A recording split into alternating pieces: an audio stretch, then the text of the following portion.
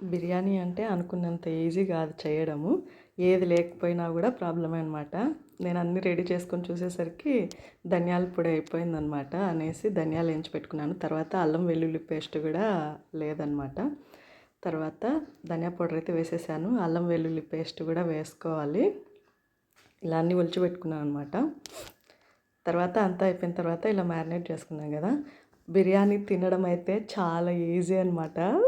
టేస్ట్గా తింటా అంటే పోతుంటుంది. కాకపోతే చేయడమే కష్టం అనమాట. ఆ ప్రాసెస్ అంతా ముందు రోజు ఏదైనా ప్రిపరేషన్ చేసి పెట్టుకుంటే పర్లేదు, కానీ అన్నీ అప్పటికప్పుడే అంటే మాత్రం అయితే కష్టమే అవుతుంది అనమాట.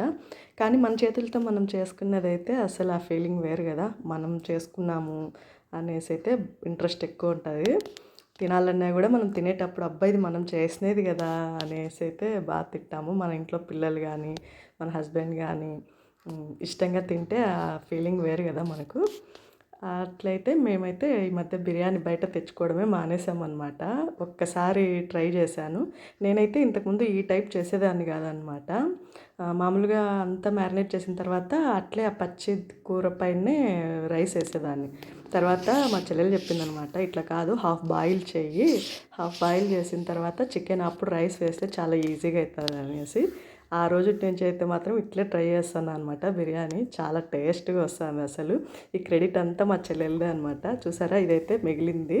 ఇది మళ్ళీ మధ్యాహ్నం తిన్నామనేసి ఎత్తిపెట్టుకున్నాం. Thank you, bye bye. ఈ వీడియో నచ్చినట్లయితే like, share and subscribe. Please subscribe చేసుకోండి. Thank you.